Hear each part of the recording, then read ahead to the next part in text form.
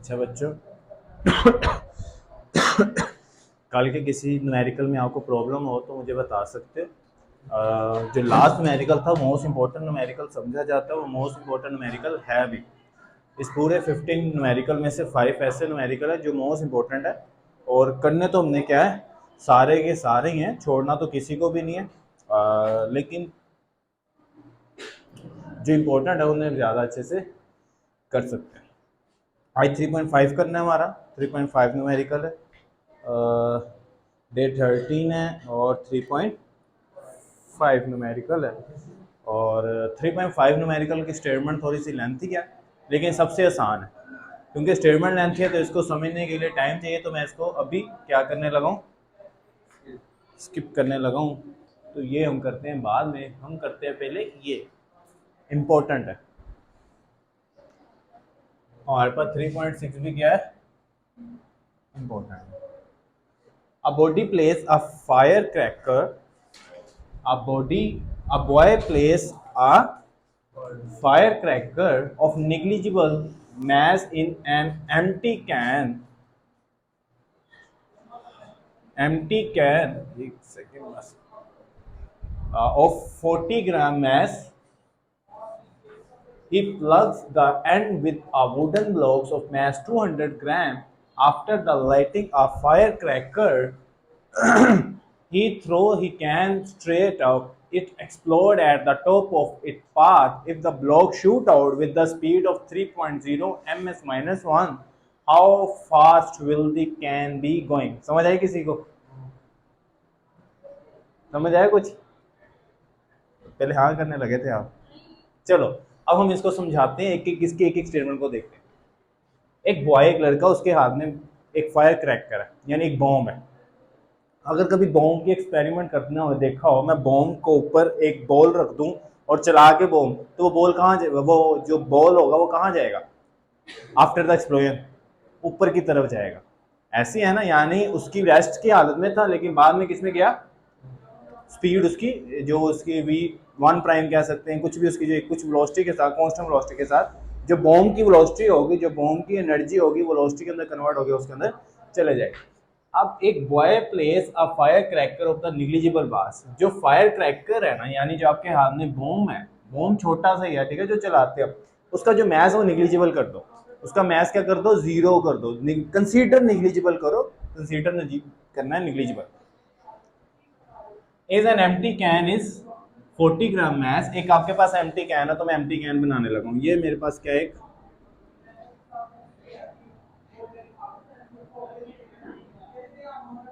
ठीक है, ये मेरे पास एक कैन है, ठीक है, ये एम्प्टी है। पहली बात ये समझ आएगी, एक आपके पास फायर क्रैक है, एक आपके पास क्या है, कैन है।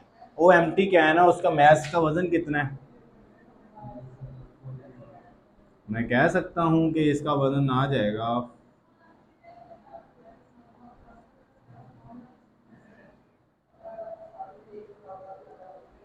आ सकता है ना, साथ साथ डिवाइड करते कंफर्म करते रहे ना कि मैं ठीक डिवाइड भी कर रहा हूँ। ठीक, आगे देखो, he plug with the end with the wooden block. इसको एक वुडन ब्लॉक के साथ जोड़ दिया। इस कैन को क्या किया मैंने, वुडन ब्लॉक के साथ क्या कर दिया, कनेक्ट कर दिया। इसकी भी समझ आ गई, इस बात की भी। और जो वुडन ब्लॉक का मैस है वो कितना है, कितना है, तो ये कितना आ जाएगा,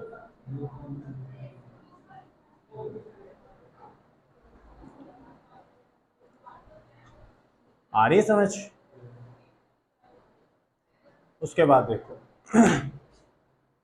after the lightning the fire cracker, जब इसके अंदर हम इग्निटिंग, यानी इसके अंदर एक फायर क्रैकर को फेंकेंगे, इसके अंदर क्या करेंगे, फायर क्रैकर को रख दिया। एक फायर क्रैकर को एम्प्टी कैन के अंदर क्या रख दिया, मैंने रख दिया। He throw a can straight up. अब इस कैन को मैं स्ट्रेट अप फेंक रहा हूँ, इस कैन को क्या कर रहा हूँ, स्ट्रेट अप फेंक रहा हूँ। फेंक दिया इस जो तनी के साथ, ये जो डॉट, ये जो रोप के साथ इसको कनेक्ट किया मैंने, इसके अंदर कैन के अंदर मैंने क्या किया, फायर क्रैक को रखा। जैसे ही it's explode at the top of the bird, जैसे ही अपने हाईएस्ट पॉइंट पे जाएगा, जैसे ही अपने हाईएस्ट पॉइंट पे जाएगा, तो जो आपके हाथ जो बॉम्ब था, फायर क्रैकर था, वो क्या करेगा, एक्सप्लोड कर जाएगा, फट जाएगा।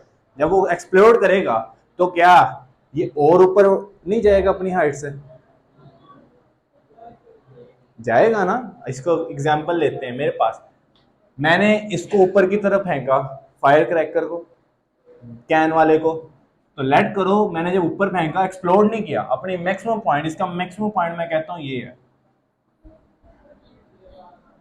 क्लियर हो गया? इसके अंदर मेरे पास क्या है, एक फायर क्रैकर, ठीक है। इसके साथ क्या मेरे पास जुड़ा हुआ, तो बॉक्स नीचे की तरफ दिखता हुआ नजर आएगा आपको। बॉक्स की जो होगी वो इतनी लेंथ ही नहीं होगी इसके दरमियान। ठीक हो गया? अब ये जब एक्सप्लोड करेगा तनी टूट जाएगी, तनी टूटेगी इसकी, तो ये किस डायरेक्शन में जाएगा, अपवर्ड, और ये किस डायरेक्शन में जाएगा, डाउनवर्ड। डायरेक्शन भी समझ आ गई? आफ्टर द एक्सप्लोजन इनकी डायरेक्शन क्या हो जाएगी, चेंज। पहले इनकी डायरेक्शन सेम थी क्योंकि दोनों किस पॉइंट पे जा रहे थे, ऊपर की तरफ जा रहे थे। कैन की थोड़ा सा स्ट्रेट अप ज्यादा था और ये डाउनवर्ड था, तो जब इसकी तनी टूटी तो हमें पता ही है कि इधर आएगा, डाउनवर्ड की तरफ आएगा, क्योंकि जो एक्सप्लोजन किया है वो अपनी वेलोसिटी, जो बॉम्ब की जो अपनी वेलोसिटी, बॉम्ब की जो अपना मोमेंटम होगा वो किस में कन्वर्ट हो जाएगा, कैन के अंदर। उस मोमेंटम से वो अपनी मेंटेनेंस को बरकरार रखेगा। आ रही समझ? इस स्टेटमेंट की समझ आ गई है या नहीं? मैथ दोनों के गिवन है। जो if the block shoot out with the speed 3 metre per second, shoot यानी जब एक्सप्लोजन हुआ तब उसकी वेलोसिटी कितनी वो दे रहे हैं, पहले तो नहीं दी गई वेलोसिटी, हमें दे रहे हैं v1 का, ये v2 था, तो मुझे v2 का प्राइम दे रहे हैं कितना, 3.0 metre per second. How fast will be can be going, तो वो कैन कितनी तेजी से जाएगा, तो ये मेरे पास कैन है जी, कितनी तेजी से जाएगा, v1 का प्राइम कितना होगा। v1 इनिशियल स्टेट पे क्या था, v2 भी इनिशियल स्टेट पे क्या था। क्लियर है इस बात की? मेरे पास गिवन डेटा आ गया, मैं गिवन डेटा मेंशन करूं इसका? चलो जी, आई होप के समझ आया होगा। तो मैं इसका गिवन डेटा आपके सामने मेंशन करता हूं। मेरे पास गिवन डेटा क्या था, मेरे पास m1 था, कैन का मैस कितना था, वो 0.4 ग्राम, और ये m1 आ गया मेरे पास 0.40 kg। m2 कितना था, 200 ग्राम, वो नहीं 40, 0 पॉइंट, हाँ 04 आएगा। क्लियर? उसके बाद मेरे पास m2 कितना है, मेरे पास 0.2 kg। उसके बाद जो v2 की थी वेलोसिटी, जिससे वो नीचे v2 प्राइम की जो वेलोसिटी थी वो कितनी थी, ms-1, और v1 के प्राइम की मैंने वेलोसिटी फाइंड करनी है, वही नो डैट v1 रेस्ट की हालत में था और v2 भी उस पोजीशन पे रेस्ट की हालत में था। क्लियर है? आफ्टर द एक्सप्लोजन उनके पास एक डाउनवर्ड आने लग गया और एक अपवर्ड जाने लग गया। आगे समझ यहाँ तक? तो यहाँ पे मैं formula law of conservation momentum use कर सकता हूँ। क्या फार्मूला है, m1 v1 plus m2 v2 is equal to m1 v1 का prime plus m2 minus v2 का। और माइनस की समझ आ गई क्यों आया, क्योंकि नीचे आप अपनी मर्जी जिसको मर्जी माइनस कर सकते हो, डायरेक्शन अपनी मर्जी से सिलेक्ट कर सकते हो, जिसकी मर्जी डायरेक्शन अपवर्ड, और जिसकी डायरेक्शन अपवर्ड नहीं, साइन जिसकी मर्जी डायरेक्शन पे लगा सकते हो। कैन की डायरेक्शन अपवर्ड ही रहेगी क्योंकि जिसके बॉम्ब था, जिस क्रैकर जिस बॉक्स के अंदर था, उसी ने अपवर्ड जाना था, एक ने डाउनवर्ड आना था। चलो जी, v1 कितना, 0, खत्म कर दूं, v2 भी क्या 0, पूरा 0 कर दूं इसको। m1 कितना था, 0.04, और v1 का प्राइम मैंने फाइंड करना है, इधर माइनस कर दूं। m2 कितना था, 0.2 मल्टीप्लाई v2 का प्राइम कितना था, 3, तो मल्टीप्लाई करवाओ तो आपका देखो आंसर आ सकता है 0.6, 0.04 v1 का प्राइम माइनस 0.6, इधर आके प्लस हो जाएगा 0.6 v1 का, 0.04 v1 का प्राइम, इधर आके डिवाइड हो जाएगा 0.6 divided by 0.04 is equal to v1 का प्राइम। तो ये मेरे पास आ जाएगा। चलो जी, इसको देखते हैं क्या आंसर। 60 को 4 पे डिवाइड करो तो क्या आंसर आता है, 15। तो ये लो जी बेटा आ गया, 15 मीटर पर सेकेंड इसका आंसर आ गया। किसको नहीं समझ आया? ये लिखना शुरू करो अगर समझ आ गया।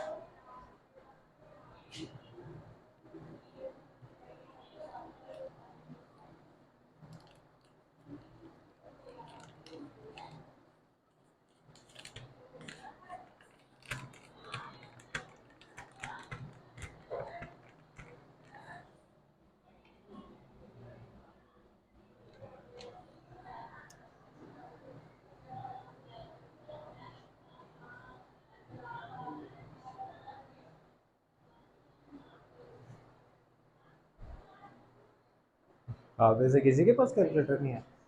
सारे नल्ले घर है, घर डबल हो रहा है। ले आओ उसे साथ, यूज करें उसे, यानी सेल खत्म हो जाएंगे बड़े बड़े उसके।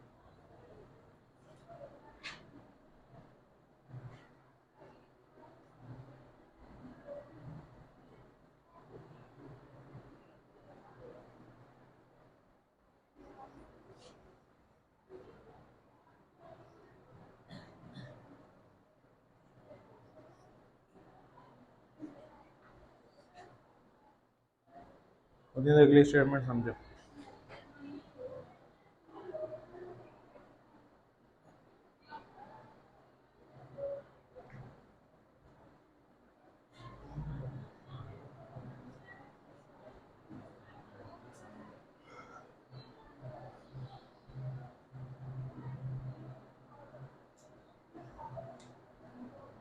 लिख लिया आपने? चलो मैं इसको तो रेस करूँ, फिर अगला समझते हैं। समझ आ गई ना इसकी? मुश्किल तो नहीं लग रही ना मेडिकल होगी तो? विश्वान है ही करी जा रही है, उसे पता भी नहीं हो क्या रहा है। फिर ठीक है, चलो जी समझ आ गया। अच्छा बहुत है, चलो कोई अगर एक्सप्लेन कर सकता है तो वेल डन, नहीं कर सकता तब भी वेल डन। मिस्टर की मुस्कुराहट बता रही है।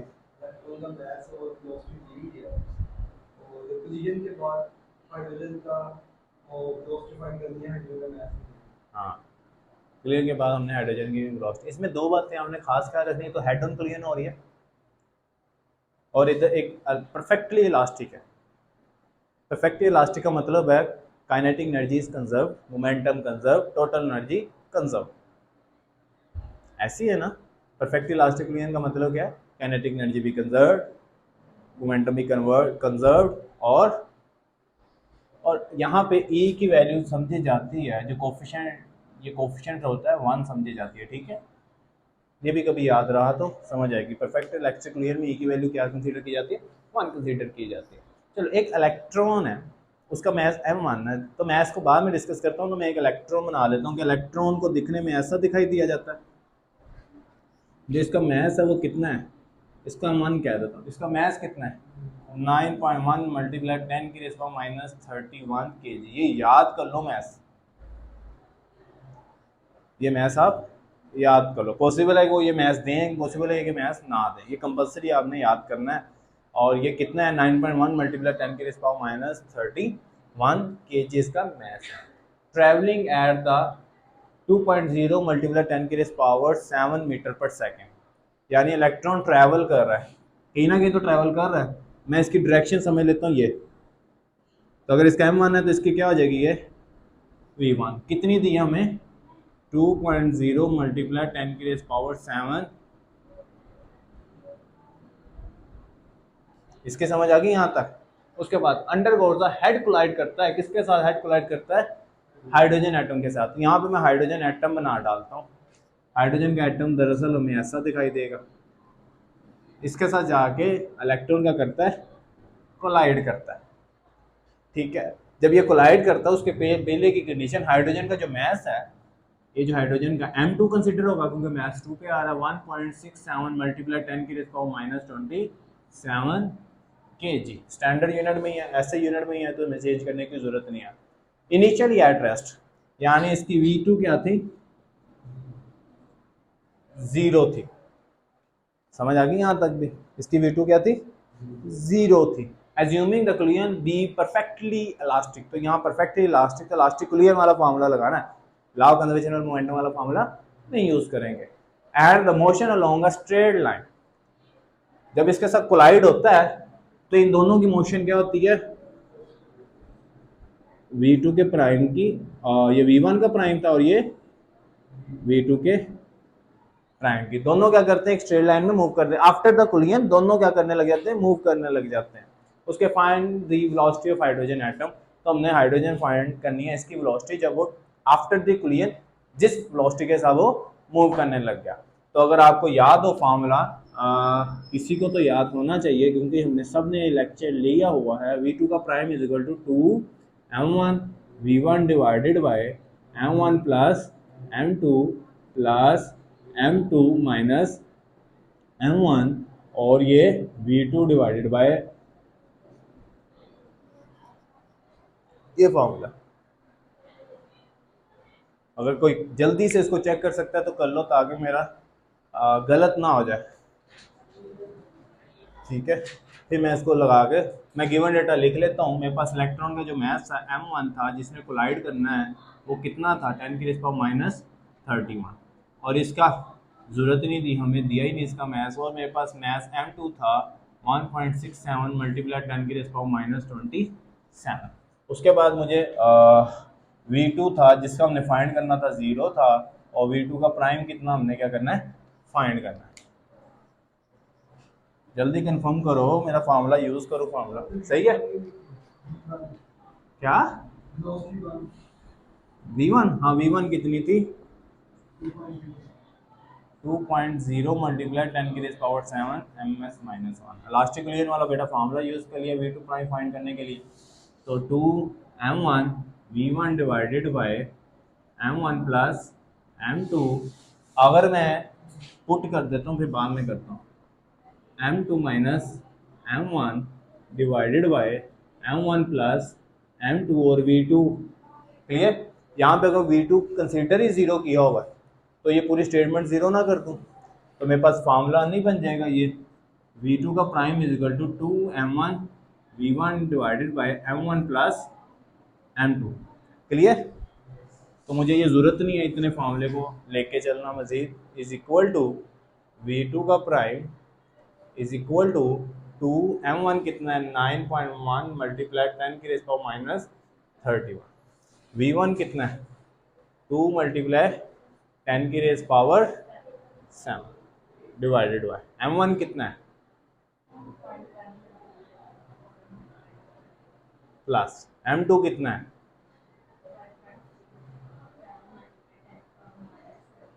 माइनस 27। फिर इधर आ जाते हैं हमारे पास V2 का prime is equal to 2 to ज़ा 4, 4 9 ज़ा 36.4 मल्टीप्लाई 31 में से 7 माइनस करूंगा तो क्या बचेगा? 26 बच जाएगा, नहीं 24 बच जाएगा, डिवाइडेड बाय, अब प्लस तो करना पड़ेगा ना, वो कैसे करना है प्लस? कैलकुलेटर की जरूरत पड़ेगी बेटा, कैलकुलेटर देना मुझे। चल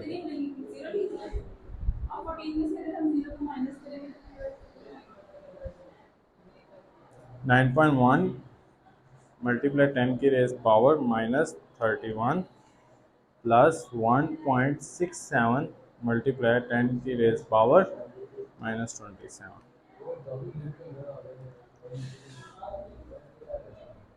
1.67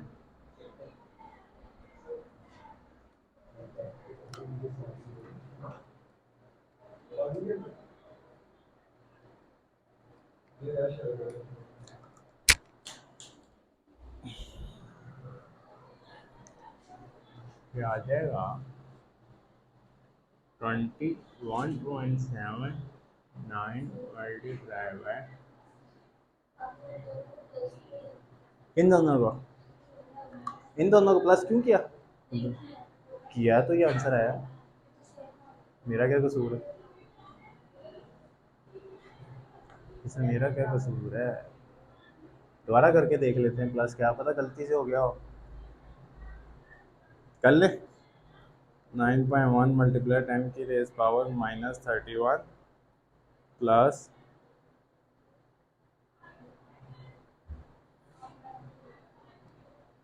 1.67 मल्टीप्लाई बाय 10 की रेज पावर -27।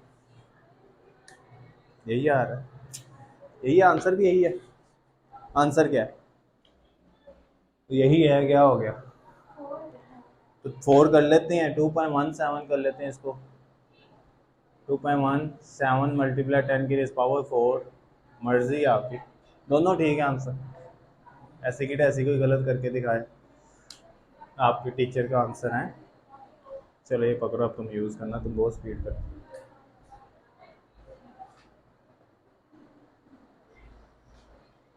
बाकी समझ आया आप लोगों को?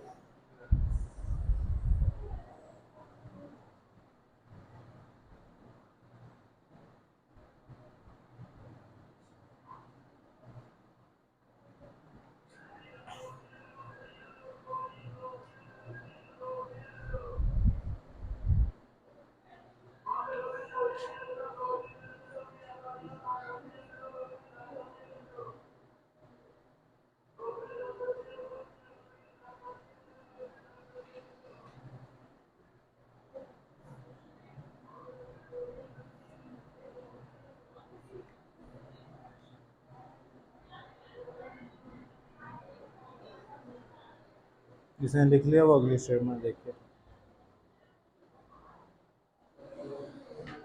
इस साल आने वाला न्यूमेरिकल।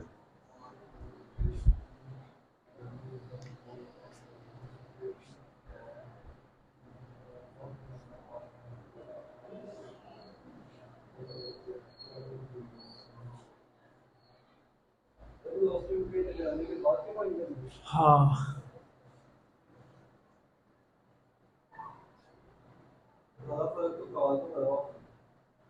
वाह,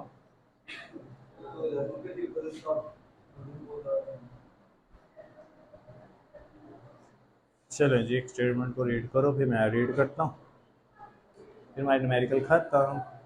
नहीं, एक रहता है आपका 5 वाला ना।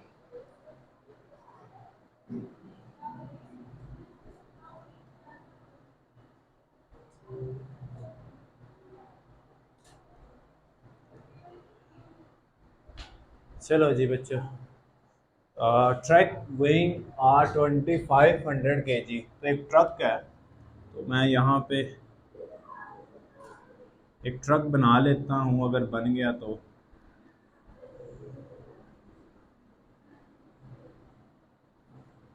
ठीक है, एक ट्रक है जिसका मैस M1 कितना हुआ?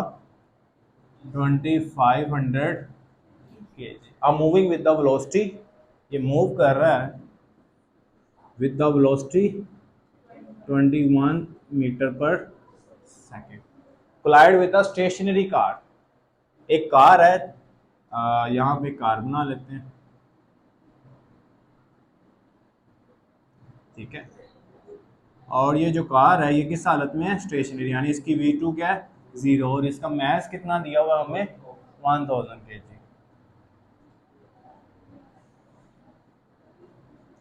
जब इसके साथ टकराएगा तो ये अपना मोमेंटम इसके अंदर कन्वर्ट नहीं करेगा, जिसकी वजह से मूव होती नजर आएगी। यानी जितना मोमेंटम इसके पास होगा, इनिशियल मोमेंटम फाइनल मोमेंटम के अंदर कन्वर्ट हो जाएगा। यानी आर वेरी लिटिल, कह सकते हैं टाइम, कि ट्रक की वेलोसिटी यानी ट्रक का मोमेंटम कार के मोमेंटम के इक्वल हो जाएगा। फिर ट्रक अपनी स्पीड से चलता रहेगा और कार आपको रेस्ट की हालत में नजर आ जाएगी। ऐसे ही है, टकराने के बाद ये जब मूव करेगा उतनी स्पीड से मूव करेगा जितनी स्पीड से ट्रक मूव करेगा, क्योंकि ये ट्रक अपनी स्पीड से चलना शुरू कर देगा एज अ कांस्टेंट, फिर ये क्या करेगा, रेस्ट के हालत में आ जाएगा। आगे समझ। अब पता चला कि जब ये कार ट्रक इसके साथ टकराएगा तो उतनी वेलोसिटी से मूव करेगा जितनी वेलोसिटी इसके पास है।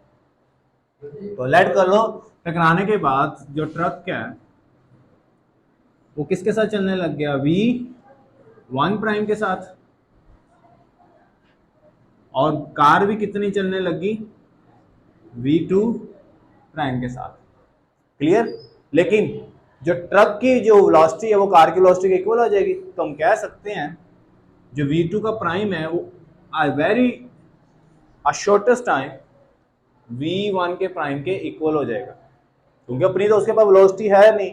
वेलोसिटी कौन, मोमेंटम कौन कन्वर्ट कर रहा है, कंजर्व कर रहा है, ट्रक कंजर्व कर रहा है। तो जितनी ट्रक मोमेंटम इसके अंदर कंजर्व करेगा उतनी वेलोसिटी के साथ वो चलेगा। तो ये देखो, कैलकुलेट देयर कॉमन वेलोसिटी, तो इनकी कॉमन वेलोसिटी हमने कैलकुलेट करनी है। कॉमन वेलोसिटी क्या है, v2 का prime is equal to v1 का प्राइम। यहाँ तो हम v1 का प्राइम फाइंड कर लूँ या v2 का प्राइम फाइंड कर लूँ, तो मुझे पता चल जाएगा तो ट्रक की टकराने के बाद स्पीड क्या होगी, और ट्रक के टकराने से पहले स्पीड हमें दे दी है 21, तो टकराने के बाद ट्रक की स्पीड क्या होगी या कार की स्पीड क्या होगी, कार की स्पीड से मूव करती हुई नजर आई। आ रही समझ, समझ आई है कि जो टकराने के बाद है तो कार मूव करते हुए नजर आएगी, उसकी वेलोसिटी क्या होगी, उतनी होगी जितनी वेट ट्रक की होगी। तो ट्रक की कितनी होगी टकराने के बाद नहीं पता, कार की भी नहीं पता, तो हम इनको कॉमन वेलोसिटी क्या है कि मैं क्या करता हूँ, फाइंड करने की ट्राई करता हूँ। तो ये देखो मैं इसको लिखता हूँ गिवन डेटा पे, मेरे पास था मैस 1 कितना था 2500 kg, और इसकी स्पीड थी v1 की 21 मीटर पर सेकेंड। उसके बाद मेरे पास मैस 2 था, कितना मैस 2 था, कितना, ठीक हो गया। और मैंने फाइंड क्या करना है, कॉमन वेलोसिटी मैंने फाइंड करना है। और स्टेशनरी कार क्या थी, रेस्ट की हालत में थी, ऐसे ही है, कार रेस्ट की हालत में थी। आपने यहाँ तो v2 प्राइम फाइंड करना है, v1 प्राइम फाइंड करना है, क्या फाइंड करें हम, चलो जी v1 प्राइम फाइंड कर लेते हैं। Clear. Law of conservation of momentum अगर मैं लगाता हूँ m1 v1 plus m2 v2 is equal to m1 v1 का प्राइम प्लस m2 v2 का प्राइम। m1 कितना है मेरे पास 2500 kg, और v1 कितना है 21, v2 0 तो m2 भी 0, मैं इसको खत्म कर दिया। क्लियर। m1 कितना है 2500 v1 का प्राइम प्लस m2 कितना है मेरे पास 1000, और v2 का प्राइम किसके इक्वल हो जाएगा, v1 के प्राइम इक्वल हो जाएगा। तो यहाँ पे इन दोनों को मल्टीप्लाई करवाओ जल्दी, फारिग बैठे हुए उतने मैं इसका v1 प्राइम कॉमन ले लूंगा, तो ये कितना आ जाएगा 3500 v1 का।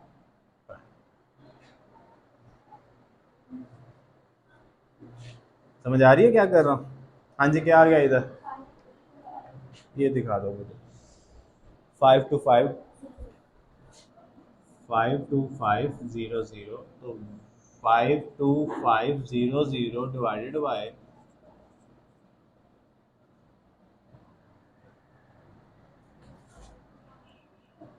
क्या, कितनी 15, आंसर मैच करो, क्या यही आता है, यही है। अगर v1 का प्राइम 50 है तो v2 का प्राइम भी कितना होगा, तो v2 का प्राइम भी क्या आ गया 15 आ गया। उन्होंने लिखा भी हुआ था कॉमन वेलोसिटी फाइंड करनी है।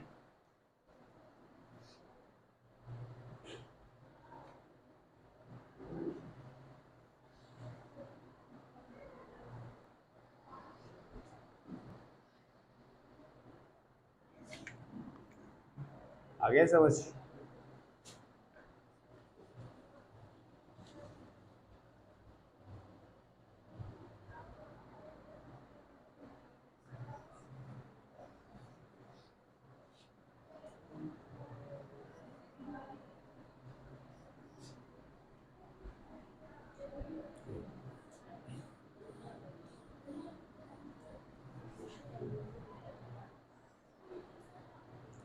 चलिए स्टेटमेंट को मैं करवाता हूँ।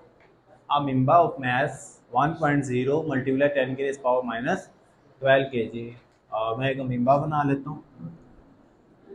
अमीबा की कोई एक ख़ास शेप नहीं होती, हमें पता है, एक बैक्टीरिया लाइक समझा जाता है। इसकी कोई ख़ास शेप नहीं होती, इसके अंदर एक न्यूक्लियस होता है और इसकी आउटर मेम्ब्रेन होती है, इसे मेम्ब्रेन बोला जाता है। बस इतना बात को आपने समझ लेना है, ठीक हो गई। ये इसके दरम्यान इसका न्यूक्लियस है। क्लियर है? एक अमीबा है बेटा जिसका मैस M1, M कितना मैस इसका 1.0 मल्टीप्लाई 10 की rays power minus 12 kg। Propel itself, तैर रहा है, पानी के ऊपर क्या कर रहा है? तैर रहा है। Water by blowing a jet water through a tiny ऑफसिन। तैरने की वजह इसकी ये है कि ये अपने ऑफसिन से पानी को इजेक्ट कर रहा है। इसका ऑफसिन मैं यहाँ पे एक छोटा सा सुराख बना देता हूँ, ठीक है। आपको पता है अगर यहाँ से पानी को मैं बाहर निकलने की इजाज़त दूंगा तो पानी अगर इधर से वेलोसिटी से चल रहा है तो इसका ये अगर एक्शन कर रहा है पानी का, तो पानी का रिएक्शन क्या होगा? अमीबा का रिएक्शन क्या होगा?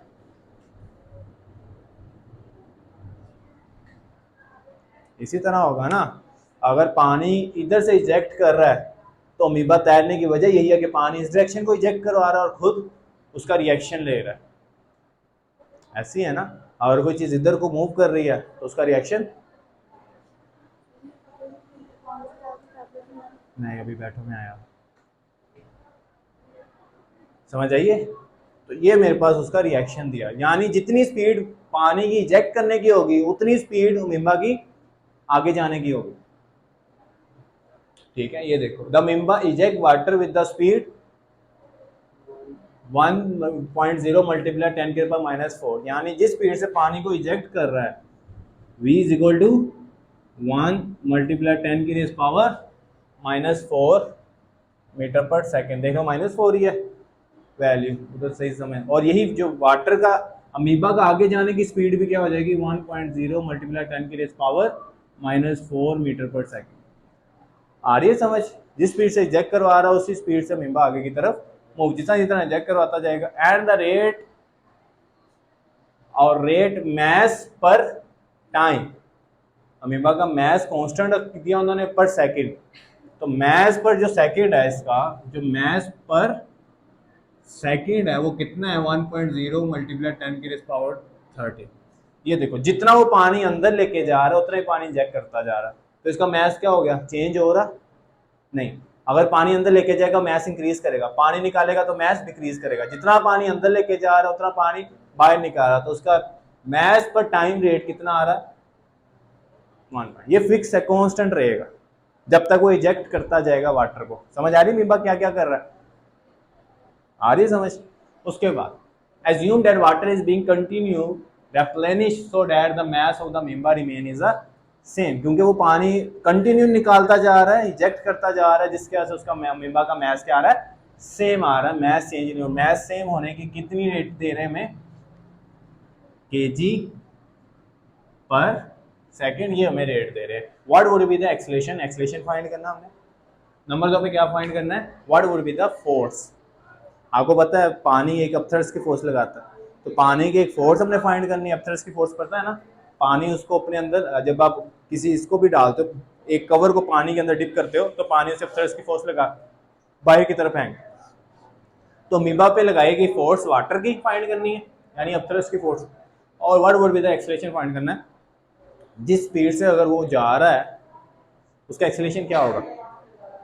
क्लियर हो गया? आगे देखो, if there were no force amoeba, बस रिएक्शन की फोर्स उसके ऊपर लग रही है और कोई फोर्स नहीं लग रही।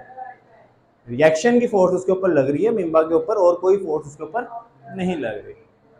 तो सबसे पहले बी फाइंड कर लेते हैं बेटा, अपथ्रस्ट की फोर्स फाइंड कर लेते हैं। हमें पता है अपथ्रस्ट की force is equal to change in momentum over time. मैं कह सकता हूँ force is equal to change in momentum m dot v divided by time. m over t हमें दिया हुआ है, कितना दिया हुआ है? 1 मल्टीप्लाई 10 की पावर माइनस 30, और v कितना दिया हुआ है हमारे पास? 1 मल्टीप्लाई 10 की पावर माइनस 4। तो फोर्स कितनी आ जाती है, ये आ जाएगी मल्टीप्लाई बाय 10 की रेज़ पावर माइनस 70 न्यूटन। मैंने सबसे पहले बी पार्ट सॉल्व कर लिया, क्लियर। अब मैं ए पार्ट, समझ आ गई यहाँ तक, इसकी समझ आ गई है। उसके बाद देखो एक्सेलरेशन फाइंड करने के लिए F is equal to M में लगा दूं, A is equal to F over M कर दूं। A is equal to F की वैल्यू क्या है,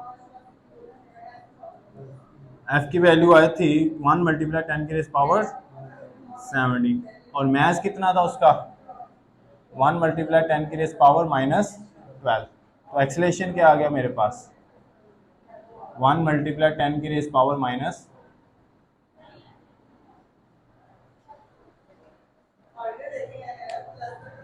बस ये बेटा उन्होंने एक छोटा सा आपको दिया था। आई होप के बेटा आपको समझ आया होगा।